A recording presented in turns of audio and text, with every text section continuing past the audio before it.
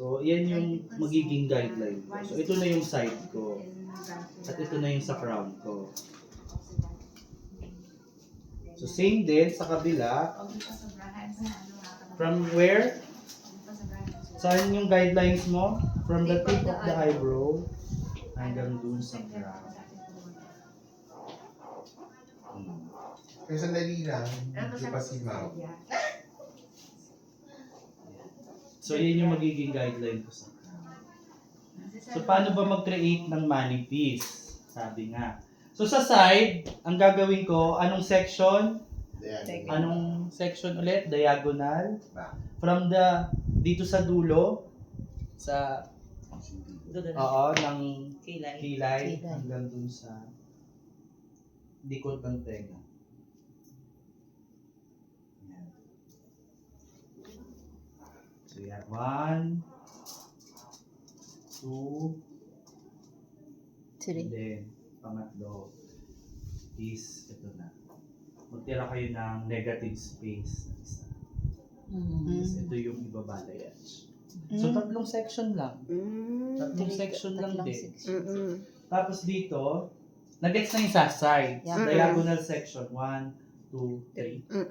And ang manipis, sabi nga natin, dapat naka-pivoting siya. Susundan natin yung kung ano yung hairline. So, dalawang section yan. So, yan. Yan na yung manipis ko. Tapos ito na yung second manipis ko. So, pwede ko siyang laruin. Pwede akong mag-microlights. Pwede rin ako mag-tasting para mas maganda yung blend. Kasi pag binuo ko siya, so, dali na natin yung side.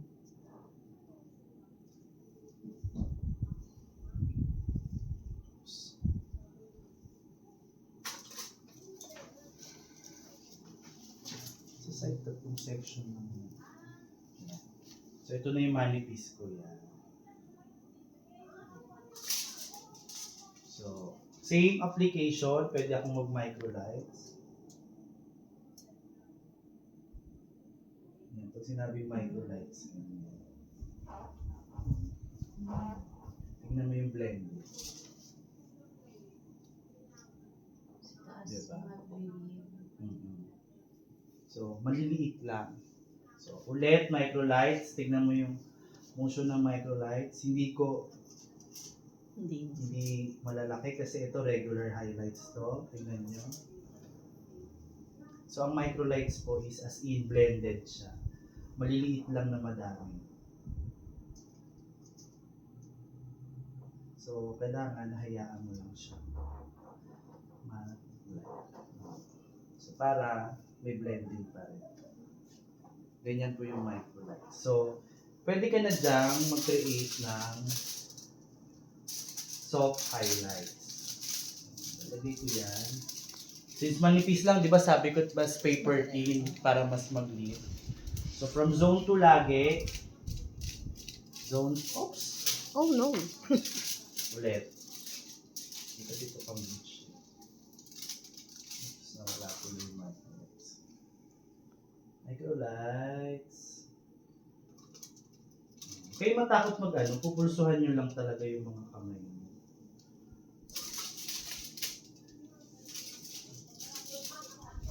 Yan.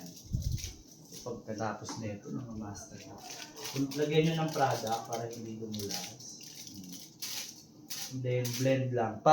Kung nakikita nyo lagi nakaslant yung brush ko, multi-point pa rin. Multi-point pa rin. So, nakita nyo wala masyadong product dun sa pinaka-root area. Lahat ng product, dito ko isa-saturate sa ilalim. Tapos habang tumataas ako, mas gumagaan yung brush ko. Para blended lang siya. Blended. And then, again, may pressure. Then, maririnig nyo sa foil. Gumagaan yung brush. So, hindi hanggang itaas, di ba? So, blend ko na yan. Then, itutupi sa tatlo. Ito yung sa tatlo.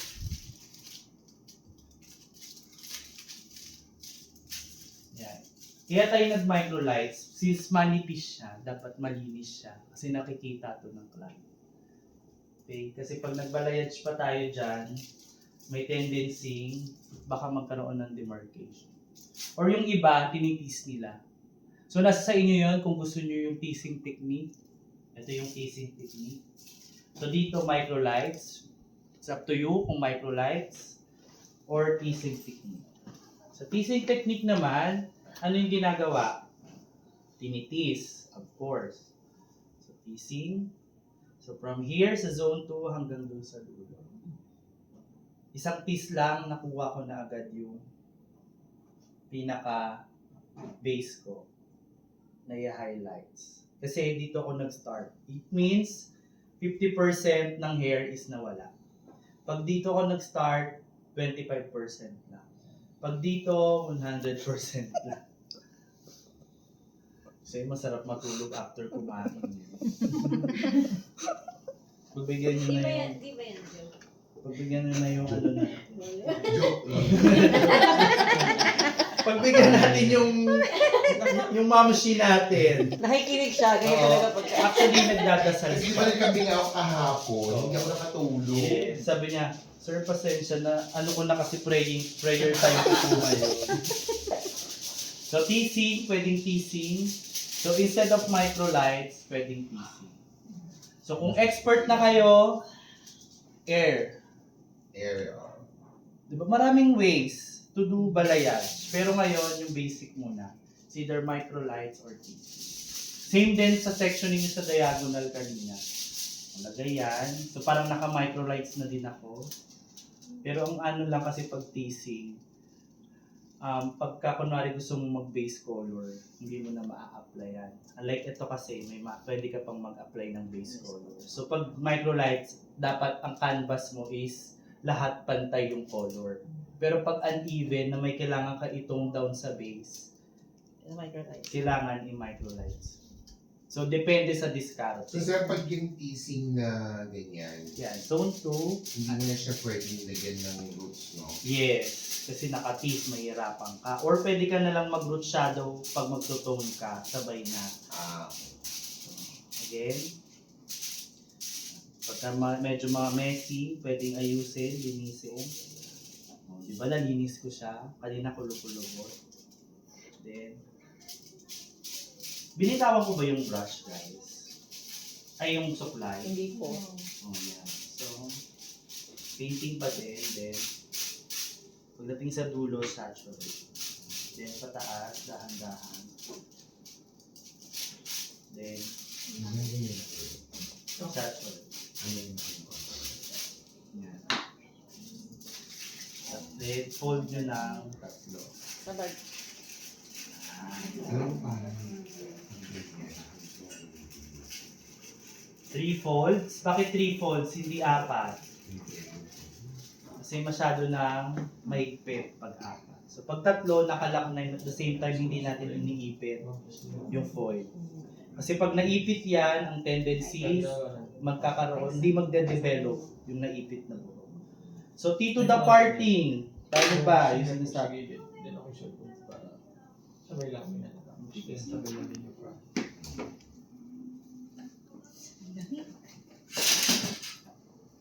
So, T to the parting is diagonal section sa crown. So, T to the parting from here up to dun sa gitna. First section, apply, mag-i-slicing ako dyan. Slicing. Okay? So, may negative space ako. Huwag nyo na ito i-balayage lahat kasi mawawalan kayo ng shadow. And then, next section ko from here, letter T. Gagawa ka lang ng letter T. From here, sa middle ng first section nyo hanggang dun sa dulo. Yung mid niya. Hindi siya yung... Kasi, di ba dati, straight there, vertical lines lang tayo sa crown. So, ang nangyayari para siyang pedestrian lane. Pwede nang tumawid yung mga tao. So, sa T to the parting, ang bagsak niya blended. So, nakita nyo, ito yung first section ko. Then, second section, para akong nag-create ng letter T. Okay? Nakita mo? Then, ano na yung next section ko? So, sa second section, letter T ulit. Ganyan. Para siyang zigzag. So, abot sa crown yan. Sir. Yeah, sa crown, lahat. O, yan. Ito na yung third section ko. So, mag-i-slicing ako dyan. Slicing na lang to, paper thin. Yan. Diretso apply na lang. Bala yan. Okay? Then foil. So, magiging ganito yung itsura niya pag nag-to the parting kayo. Paabot ng whiteboard. So, sa to the parting, ito yung crown area. Ito yung head. Yun lang. Yan yung head. So, ito yung sinection natin na crown. Diba? Ito yung money piece. Yan yung money piece. Diba? So, to the parting, mag-i-start tayo sa 1, 2, 3, 4. Okay. Okay. So, depende sa kung gaano kalaki yung crown. Pwede kayong sumobra, wag lang sobrang dami. Okay? Actually, 5 lang nga na section eh. Kasi pag bagsak talaga yung to the parting, kahit saan niya hawiin yan, may highlights. Okay. Easiest way. Unlike kapag ka naka-vertical. Vertical. Yan. Stripe kasi yan sir eh. So, pag binagsak mo yan, para siyang Stripe. stripe. Para siya zebra. Mm. So, anong gusto yung technique? To the parting o yung vertical? Dito Sa the crown. parting. I said kanina maraming ways kung paano nyo i-apply yung balayage. Yan, asan na to yun?